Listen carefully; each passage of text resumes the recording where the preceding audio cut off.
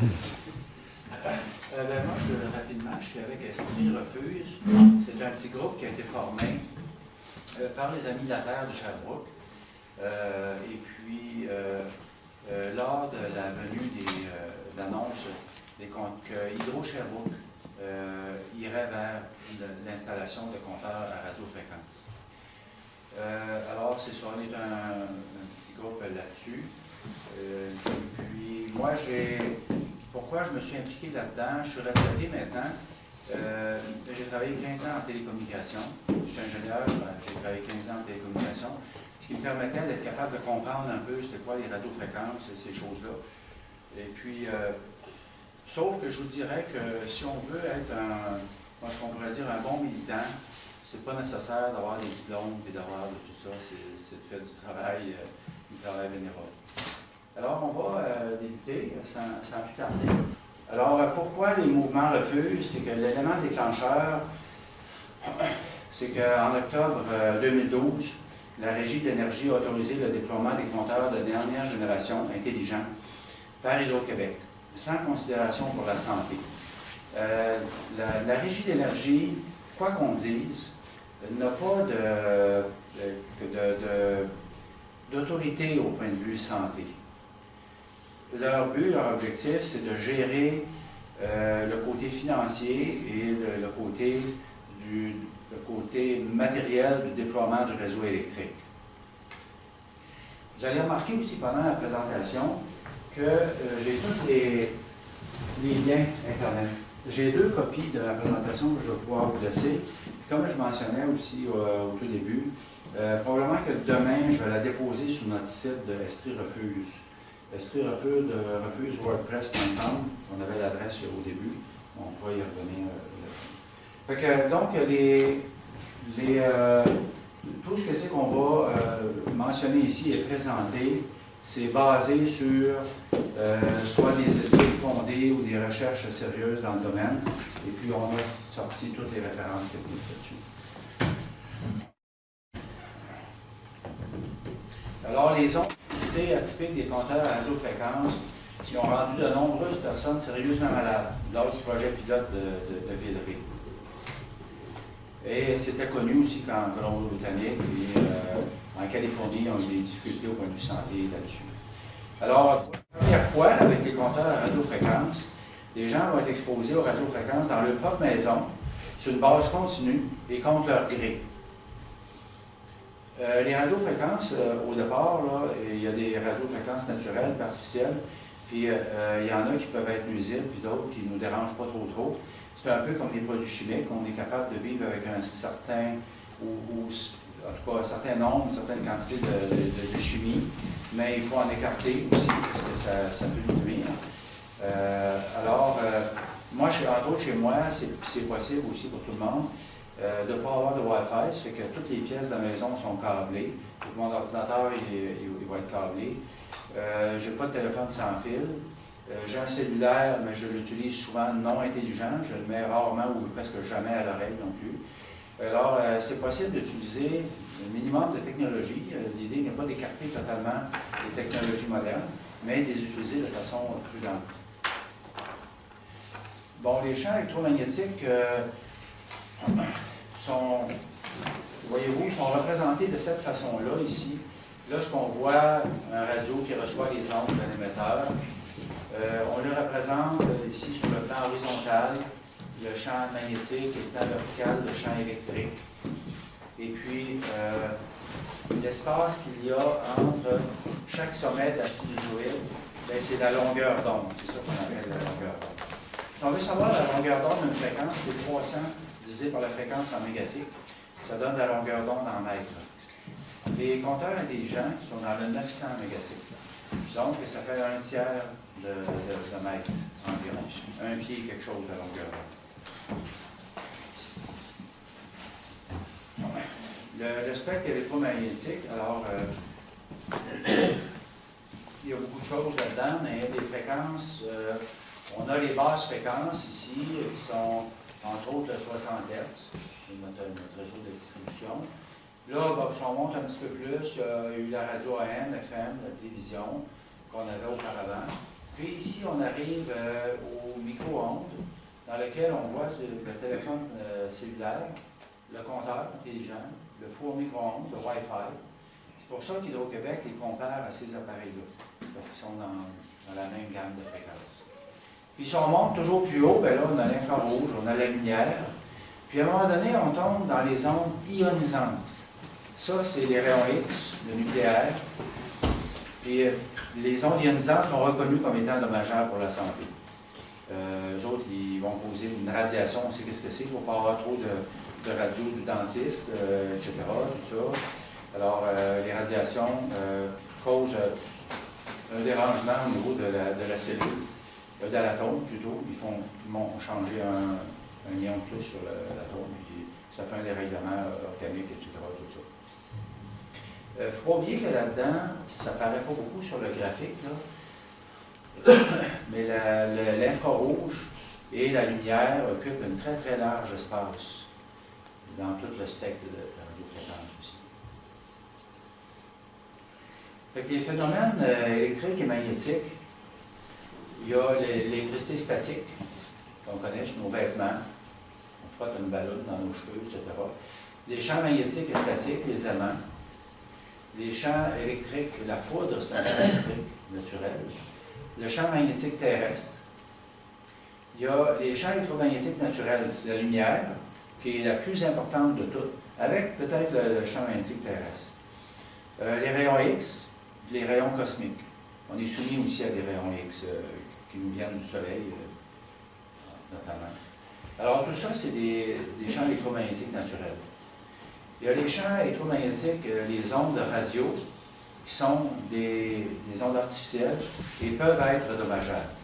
Je dis bien peuvent, parce qu'à très basse intensité, ça n'a pas été démontré que ça n'est pas dommageable. Mais il y a une ville présentement qui se conforme dans le monde à un niveau qui n'est pas dommageable, c'est Salzbourg, en Autriche. Alors, est-ce que c'est dangereux, les champs électromagnétiques? Il y a un gros problème avec ça.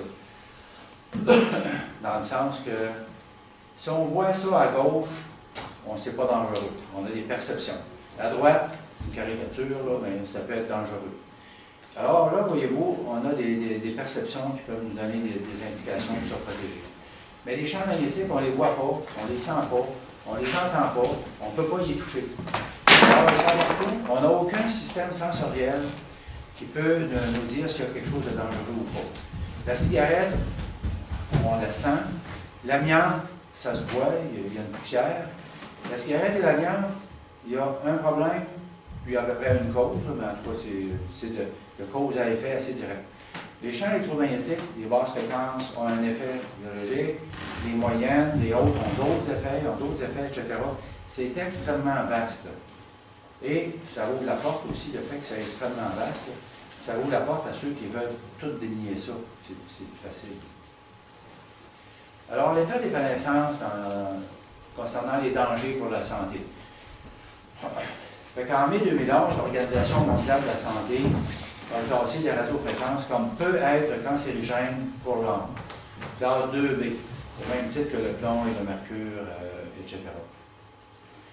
Après, en 2013, il y a, là, je cite certaines recherches, il y en a des milliers de recherches plutôt.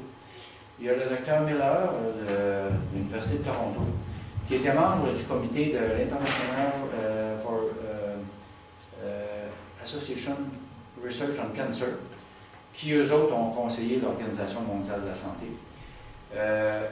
Ils ont dit que maintenant les champs électromagnétiques devraient être classés 2A. Alors on upgrade un peu là. En décembre 2012, il y a l'Académie américaine de pédiatrie qui regroupe plus de 60 000 médecins et intervenants aux États-Unis, qui demande une révision des normes d'exposition pour mieux protéger les femmes enceintes et les enfants. Il y a peut-être des choses que je ne vous apprends pas là-dedans. Hein. Il y a une étude réalisée en Europe et tout récemment en octobre qui ont démontré l'accroissement du cancer du cerveau dû au cellulaire. Bon, il y a eu, je crois que c'est en 2010, une première étude qui a été faite en Scandinavie, parce qu'ils ont été les premiers à utiliser le cellulaire, et ils ont déterminé que l'usage du cellulaire avait une incidence sur certaines formes de cancer au cerveau et au système digestif. Ils ont refait l'étude, elle a été complétée en 2013 à partir des données semblables. Ils ont tout simplement amélioré les études parce qu'il y avait plus de données. Là, ils sont arrivés avec des résultats encore plus précis. Pour telle gamme d'âge, pendant tant de temps, vous allez avoir tant de possibilités de plus d'avoir un cancer avec l'usage du cellulaire. En parenthèse, le cellulaire, on peut l'utiliser de façon sécuritaire avec une oreillette. Toutes les compagnies de cellulaires vont vous dire qu'il ne faut pas le coller à l'oreille, mais qu'il faut l'avoir. Certaines compagnies disent 2 cm, 1 pouce, d'autres disent 3/4 de pouce. Oui. Puis sur un site, je vais le répéter souvent, ce site-là, Canadian Forces Technology, eux autres, vous pouvez retrouver pour la compagnie de cellulaire que vous avez, à quelle distance de l'oreille qu'il faut le mettre. On ne sait pas ça, ils ne s'en vendent pas, mais ici, il dit. Oui. En décembre 2012, il y a plus que médecins de par le monde, ils rappellent l'urgence d'agir pour contrer les effets négatifs des radiofréquences sur la santé. Ça s'appelle l'appel de Fribourg, et elle avait été faite au départ en 2002. Puis là, elle a été répétée à quelques reprises, et dont encore tout récemment. Les pays scandinaves, ainsi que l'Autriche, reconnaissent l'électro-hypersensibilité. C'est des gens qui deviennent malades à cause d'une surexposition aux radiofréquences. Puis ces gens-là, malheureusement, ils sont totalement invalidés. J'en connais plusieurs, en Estrie, il y en a. D'ailleurs, présentement, les audiences de la Régie d'énergie se terminent pour les phases 2 et 3 du compteur intelligent d'Hydro-Québec. Et puis, il y a eu plusieurs personnes dans le Québec qui ont fait des commentaires à la Régie d'énergie en disant qu'ils ne voulaient pas avoir de compteur intelligent, etc., tout ça. Mais là-dessus, il y a plus que 100 témoignages de personnes qui se disent incommodées ou malades par les compteurs intelligents à date dans la province. En fait, le compteur intelligent, il y a des ondes pulsées atypiques qui affectent plus l'organisme humain que certaines autres formes d'ondes. La Suisse, la Russie, l'Italie, la Belgique, la Pologne, la Hongrie, etc., ils ont des normes d'exposition plus faibles qu'ici. De 100 aller à 10 000 microwatts par mètre carré. Je vais revenir sur les microwatts. La ville de Bruxelles refuse l'antenne 4G. Et la Belgique, je pense, je vais peut-être le voir plus loin, ils viennent d'interdire le cellulaire aux enfants de 8 ans et moins. C'est tout récent au mois de mars. Là, j'ai parlé d'intensité de 100 à 10 000 microwatts par mètre carré. C'est l'unité de mesure pour l'exposition. On prend un mètre carré, qui serait, disons, devant moi. Bon, ben là, l'intensité d'énergie là-dedans va être exprimée en microwatts. Et puis, c'est ce qui sert principalement. On peut le faire en volts par mètre. Parfois, en Europe, ils expriment ça en volts par mètre. Si c'est en volts par mètre, ben, ça va être entre moi et 1 mètre, c'est quoi la différence de potentiel? Ou à 1 mètre à 2 mètres, c'est quoi la différence de potentiel? Ça peut donner aussi une idée de l'intensité. Parfois, il faut faire attention, il y en a qui l'expriment en microwatts par centimètre carré. Et là, il faut multiplier par 10 000. Si on poursuit l'état des connaissances, en mai 2011, le Conseil de l'Europe, la résolution 1815, il recommande aux pays membres de l'Union européenne d'adopter des normes plus sécuritaires, soit de 100 microwatts à l'intérieur et de 1000 microwatts à l'extérieur. Puis il demande d'instaurer des zones libres de champs électromagnétiques. Ça, c'est pour les gens qui peuvent être électrosensibles. Parce que les personnes une personne qui est chimico-sensible, bien, elle peut s'en aller chez eux et se soustraire à tous les produits chimiques, pas de parfum, pas d'affaires, tout ça, bien, elle peut être correcte. Mais la personne qui est sensible, qui est électrosensible, ils n'ont plus de place là, pour se réfugier.